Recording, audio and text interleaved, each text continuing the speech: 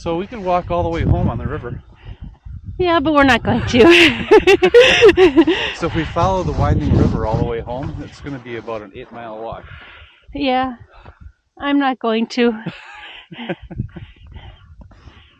Solid ground is the way to go.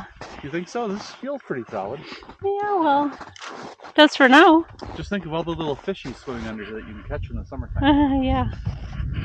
Right now there's probably a big 60-inch muskie right underneath your feet.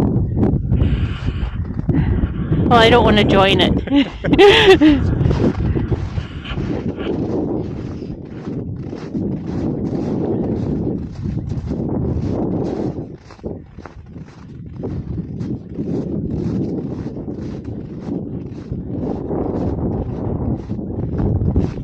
You know, the wind coming from the north right over the frozen river is a little chilly. Yeah, it's a little cold.